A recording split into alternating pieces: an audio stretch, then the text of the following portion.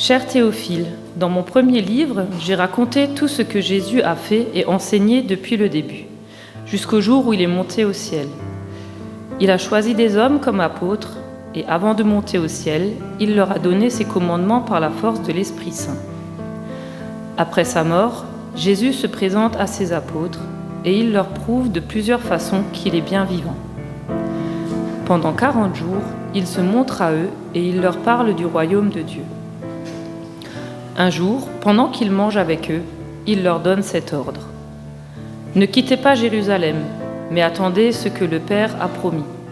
Moi-même, je vous l'ai déjà annoncé. » Jean a baptisé avec de l'eau, mais vous, dans quelques jours, vous serez baptisés dans l'Esprit Saint.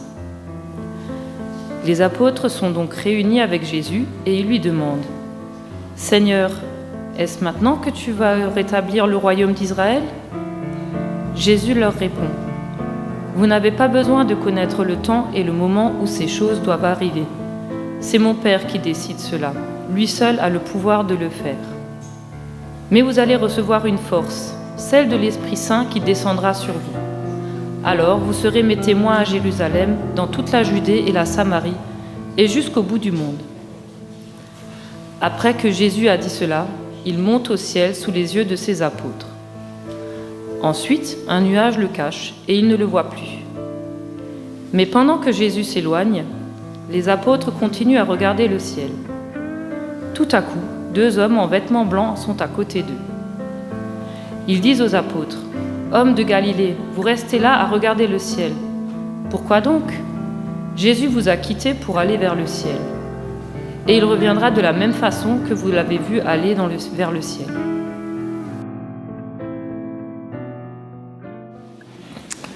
Frères et sœurs, jeudi dernier, nous fêtions l'Ascension du Christ. Et aujourd'hui, jour de baptême d'un petit enfant, nous nous penchons sur ce texte. Notre récit met fin aux apparitions de Jésus aux êtres humains vivant sur la terre.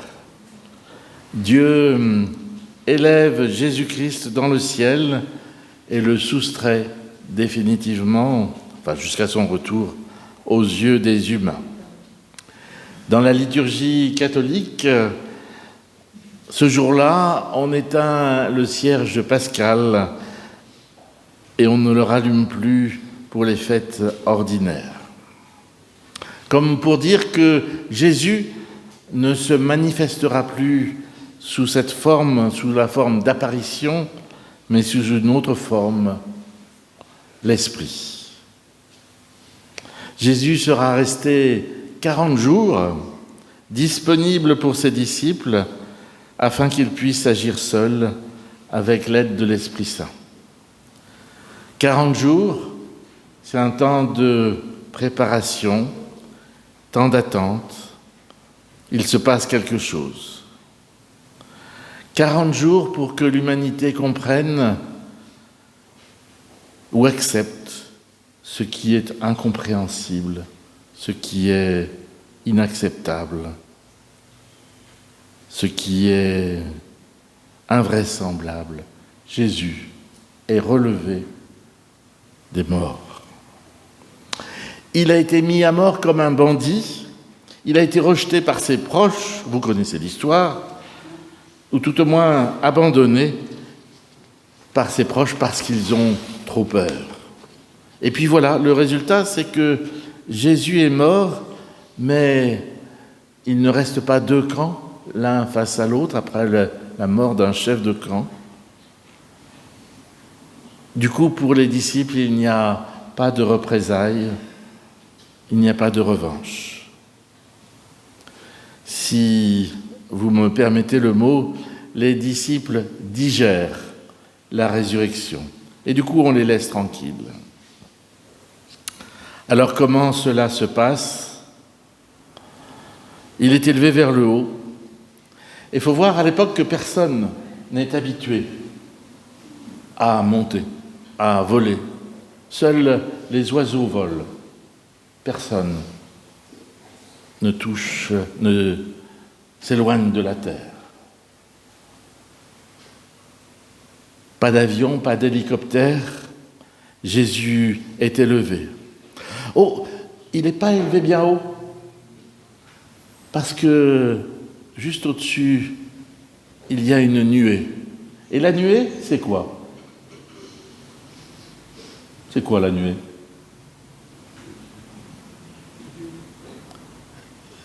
Oui, tu l'as dit, c'est Dieu. La nuée, c'est la manifestation de Dieu. Et du coup, cette nuée qui va cacher Jésus aux humains, elle va aussi dévoiler Dieu aux humains. Cette nuée, c'est un voile et un dévoilement. Le regard ne peut plus se porter sur un homme dont ils étaient les disciples. Il y a un désormais qui commence et qui nous touche aujourd'hui. Ce désormais est cet horizon nouveau que nous fêtons aujourd'hui, plus de 2000 ans après. Et je vous propose de méditer aujourd'hui sur les dernières paroles du ressuscité aux disciples avant d'être élevé. Il dit « Vous n'avez pas à connaître le temps et les moments que le Père a fixés de sa propre autorité. Vous allez recevoir une puissance, celle du Saint-Esprit, qui viendra sur vous. Et vous serez mes témoins à Jérusalem, dans toute la Judée et la Samarie et jusqu'aux extrémités de la terre. » 3 phrases qui s'adressent à vous.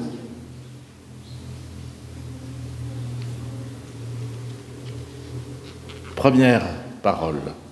Vous n'avez pas à connaître le temps et les moments que le Père a fixés de sa propre autorité. Paradoxalement, j'ai dit plus haut que l'ascension du Christ, c'était l'ouverture d'un horizon nouveau, et voilà que Dieu fixe une limite. Connaître les temps et les moments, ce n'est pas à nous de le connaître. Connaître les temps et les moments, c'est prendre la place de Dieu, c'est se prendre pour Dieu, c'est penser à sa place. Vous savez, ça vous est arrivé de vous dire « Oh ben, je ne comprends pas comment Dieu a laissé faire la guerre en Ukraine. » Si vous êtes contre la guerre en Ukraine. Voilà, vous pensez à la place de Dieu. Dieu y est pour rien dans la guerre en Ukraine. Mais nous avons cette envie de dominer, de tout comprendre, de nous mettre à la place de Dieu, de raisonner comme lui ou de le faire raisonner comme nous. Et ça, c'est ce qu'on appelle le péché, se prendre pour Dieu. Connaître l'avenir, les dates, c'est une préoccupation de tous les jours. Vous avez tous des petites superstitions qui s'immiscent dans votre vie, avec, par exemple, le succès récurrent des horoscopes, des voyants, des chamans, des influenceurs, des prévisionnistes surtout, dans notre volonté de maîtriser notre vie, ou au moins les paramètres principaux. Il y a là un paradoxe. Alors que nous vivons dans une période de stabilité sans précédent dans notre pays, dans l'histoire où la guerre et la mort massive sont absentes depuis de nombreuses années, nous voulons plus, nous voulons toujours plus de stabilité, plus de garanties, plus d'assurance. Même l'épidémie de Covid, qui nous a bien affectés, n'a pas donné lieu à la mort massive, elle n'a pas emporté des pans entiers de population. Nous, aujourd'hui, on en serait presque à vouloir une vie bien planifiée. Or, on a vu, il y en a qui arrivent en avance, il y en a qui arrivent en retard, et ils ne l'avaient pas planifié. Jésus nous rappelle que nous n'avons pas à connaître les temps et les moments. Dieu est le tout autre, il est unique, comme disent les Juifs chaque matin dans leur prière. Il se donne à connaître. et nul ne peut le connaître de sa propre initiative. Alors, et ça c'est rassurant pour vous, vous n'avez pas à faire connaître Dieu à Lucas. Vous n'avez pas à faire en sorte que Lucas croit en Dieu. Ça, c'est le domaine de Dieu. Vous avez simplement, vous avez pris l'engagement en tout cas, de lui parler de Dieu, de l'exposer à des gens qui croient en Dieu. Et les premiers, c'est vous. Et puis après, vous avez l'éveil à la foi, vous avez le caté, les camps de jeunes. Ici, on a un camp de jeunes qui est très réputé, c'est Chamalloc. Du coup, vous voilà un peu aidé dans vos engagements. Non seulement vous lui parlerez de Dieu, comme vous l'avez fait à vos autres enfants. L'aîné a bien répondu que c'était Dieu qui était dans la nuée. Donc quelque part, il a dû être exposé à la Bible. Alors la deuxième parole de Jésus, c'est « Mais vous allez recevoir une puissance, celle du Saint-Esprit qui viendra sur vous ». En fait, jamais jusqu'à présent, jusqu'au moment de l'ascension, les disciples n'ont été équipés pour être disciples à 100%. Souvenez-vous, dans les évangiles, ils ne comprennent rien. Ils se croient abandonnés par Jésus quand il y a la tempête. Ils sont toujours à la ramasse. Quand Jean veut laver les pieds de ses disciples, il y a Pierre qui lui dit « Mais non, ça ne va pas. C'est moi qui dois laver tes pieds. Tu es notre maître. » Il n'avait rien compris. Et maintenant, Jésus annonce qu'ils vont pouvoir enfin être opérationnels, qu'ils vont enfin pouvoir annoncer l'évangile, l'amour de Dieu pour l'humanité. L'Esprit, c'est Dieu qui agit en nous, qui permet la foi, qui permet de passer par-dessus la mort sur la croix, qui nous ouvre à l'amour de Dieu. L'Esprit, c'est ce qui permettra peut-être à Lucas de dire quand il aura une quinzaine d'années, Jésus-Christ est le Seigneur, je crois. L'Esprit pour nous, c'est bien pratique pour comprendre. Avec l'Esprit, on est un peu comme les disciples, on est autonome. Mais paradoxalement, avec l'Esprit de Dieu, nous ne pouvons pas nous débrouiller sans Dieu. Car, et c'est la limite de la puissance de l'Esprit, la toute-puissance du disciple ou de l'Église. Et ça, c'est important pour Lucas. À chaque fois qu'un homme, aucune femme, aucune Église prononce un jugement au nom de Dieu envers quelqu'un, il abuse de sa position. Tu es impardonnable, pécheur, pécheresse. C'est mal, tu es dans l'erreur au nom de Dieu. Le propre de la réforme a été de lutter contre la toute-puissance de l'Église qui s'arrogeait le droit d'accès au paradis. Le propre de la réforme a été de remettre l'être humain face à Dieu. La puissance de l'Esprit n'est pas un pouvoir disponible, utilisable selon notre propre volonté et qui ferait de nous l'égal de Dieu. Non, ce serait plutôt la capacité d'agir de Dieu qui vient en nous et nous transforme. La puissance de l'Esprit fait de nous des êtres capables d'agir par nos propres forces, aidés par la force de l'Esprit. Pour toi, Lucas, et c'est valable aussi pour tes frères et sœurs, l'éveil à la foi, plus tard le caté, c'est le moment de vivre l'apprentissage de la vie face à face avec Dieu. Je vais vous raconter une anecdote qui peut éclairer un peu cela. J'étais en réunion de caté, puis ça se passait mal, j'étais fatigué, eux aussi. Alors, je leur donne jamais de travail à faire et à mes catéchumènes, là, je leur dis, pour la prochaine fois, vous m'apprendrez par cœur le cantique, machin chose.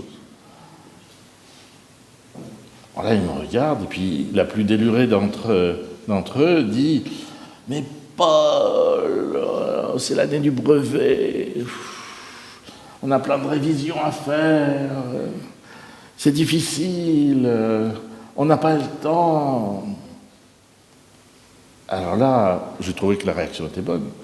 Et je lui dis, en la regardant un peu en colère, « Mais tu n'as pas compris? Tu es ici pour apprendre à désobéir quand on te donne des ordres idiots. » C'est ça le caté. Trouver la vérité. Vous êtes inondé de messages vous disant d'acheter telle chaussure, d'aimer telle vedette ou autre, mais où est votre voie? Il faut apprendre à discerner par votre propre jugement où est votre voie, où est la vérité. Et c'est ça qu'on apprend au caté, vivre en étant aidé de Dieu. L'Esprit ne fera pas de toi, Lucas, un être tout-puissant, mais il te permettra d'ouvrir tes limites, de poser une espérance, de dépasser tes contraintes, de sortir de toi-même pour t'ouvrir à l'amour de Dieu et aux autres. La puissance de l'Esprit, c'est l'aide que nous demandons à Dieu dans nos prières. Parfois, cela prend la forme de demandes, de guérison, de succès. Mais la réponse de Dieu à nos prières n'est pas de faire ce que nous voulons, ce que nous lui demandons de faire. Ça, c'est notre péché. La réponse de Dieu, c'est la transformation qu'il opère en nous et en ceux pour qui nous prions. Et qui nous, ou qui les, rend confiants et fidèles en la promesse du salut. Et c'est souvent après coup que nous constatons que l'Esprit Saint a agi en nous.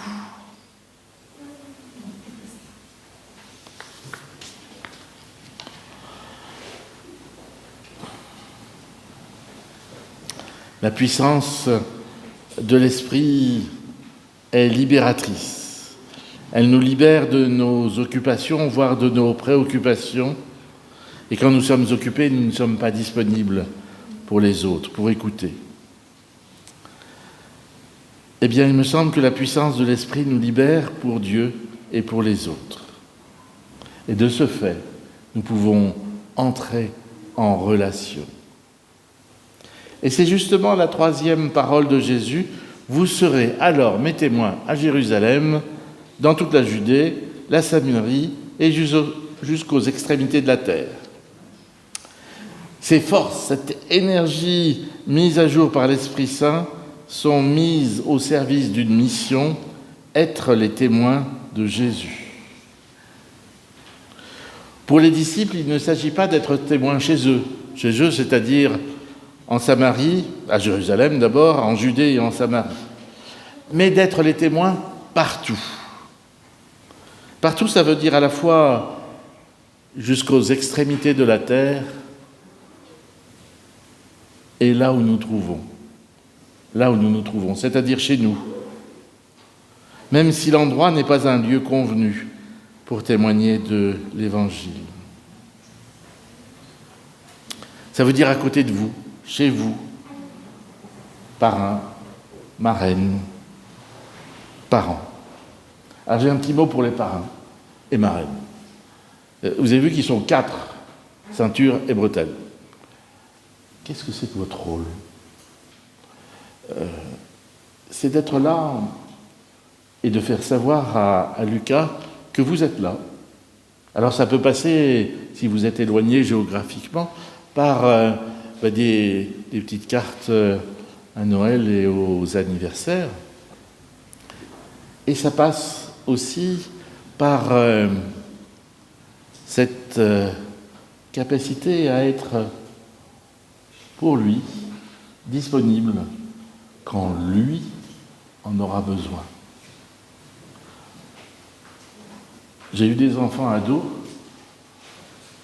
et c'était jamais le moment quand ils s'adressaient à moi, c'était jamais le moment. J'étais toujours à minuit quand j'allais me coucher.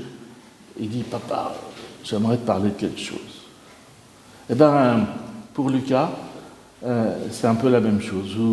Votre engagement de parrain et de marraine, c'est ça, c'est être disponible quand il en aura besoin. Si vous êtes plus babysitter, c'est peut-être quand il sera tout petit. Si vous êtes plus dialogue avec les ados, ce sera peut-être plus tard. Mais être parrain ou marraine, c'est tout simplement être disponible. Ça vous libère du cadeau à faire à Noël et à l'anniversaire. Vous pouvez faire quand même. J'ai été clair ou ouais, être là, simplement. Savoir que lui, il peut compter sur vous. Lui, il peut compter sur vous. Vous êtes pour lui quelqu'un de particulier.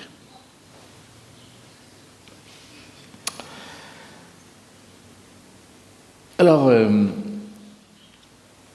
rassurons-nous, il ne s'agit pas pour les disciples de convertir Lucas, de convertir nos voisins, il s'agit de témoigner. Le témoin, il est simplement là, il est important, mais son rôle est modeste, il sème. Et c'est Dieu qui fait croître. Vous ne transmettez pas la foi, nous ne transmettons pas la foi, nous l'avons reçue. Par contre, Dieu nous demande d'en témoigner, c'est-à-dire d'agir de façon à ce que cela se voie comme des touchés par l'Évangile. C'est à nous de mettre en acte et en parole cette foi reçue de Dieu, avec vos mots, avec vos paroles, vos gestes, depuis votre situation. Et vous lui parlez de quelqu'un qui est plus grand que nous. Le témoin, c'est, vous savez aussi, ce bâton que se transmettent les coureurs à l'occasion d'un relais. Et j'aime bien cette image parce que le témoin, il n'appartient à personne. Mais il se transmet, il transmet. Le témoin de Jésus-Christ n'appartient à personne, il n'appartient pas au monde, il est libre vis-à-vis des institutions humaines, il appartient à Dieu seul, et peut-être en tant que témoin, il nous appartient de mettre Lucas face à face avec Dieu. Le témoin rend libre par rapport au monde, libre de ne pas être conforme au monde, à la norme, libre de ne pas suivre l'avis dominant, libre de ne pas être du côté des puissants, des possesseurs de pouvoirs différents. La légitimité du témoin, son énergie, sont en Dieu, le tout autre. Alors pour conclure, le témoin de Jésus-Christ, ignorant des temps et des moments fixés par Dieu, fort de la puissance du Saint-Esprit qui est venu sur lui, peut alors recevoir cette question qu'il envoie dans le monde. Pourquoi restez-vous à regarder le ciel ? Amen.